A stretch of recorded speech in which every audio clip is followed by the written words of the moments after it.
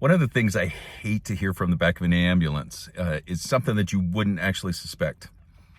Silence.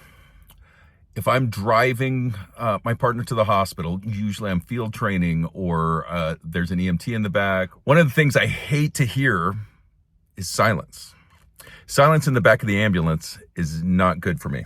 So one thing to understand about EMS is that all we have in order to gather data is our history-taking ability and our physical exam, our ability to touch or to listen to patients. We don't have lab tests. We don't have x-rays. I don't have an ultrasound. I don't have all of those CT scans and all the rest of it. All I can do is touch people like it's 1900, do a physical exam.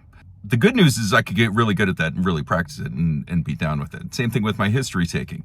There is no need to stop answering questions. New medics worry about being too nosy. It's kind of a cultural faux pas to be a little bit too nosy, and sometimes new medics feel that.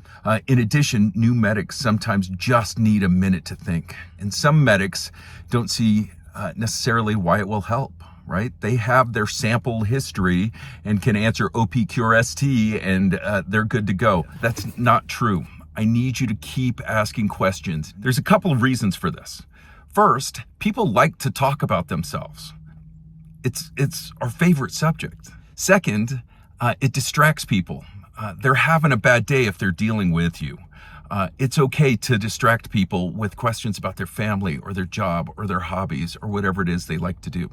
Third, if you do need to think, especially as a newer provider, it's okay to ask a throwaway question and kind of not have to listen to the answer. Where was your last vacation? Or what's your favorite color? Or what kind of food you like to eat? Those aren't necessarily good examples because I'm a dumbass and I should have scripted this. Asking a throwaway question is actually a fine thing while you got your head down and or starting an IV or thinking about what you want to do next or what you want to ask next or those kinds of things. The final and most important reason is there might be some little piece of data that you're not expecting that actually helps fill in the call, fill in what's going on. Once I asked about a person's work and come to find out their symptoms, their problem is due to the chemicals that they're exposed to at work.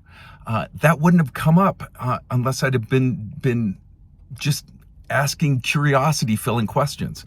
I'm a curious person. Just asking questions helps to fill in a lot of this, gives me time to think, helps me to connect with my patients, helps lower my complaint rate, helps me learn about people, helps me connect with people.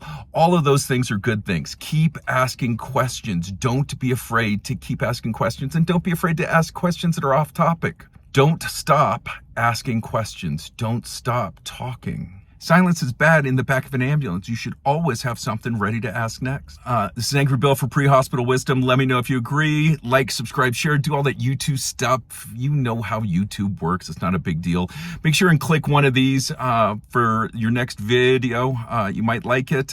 Make sure to subscribe. Peace out.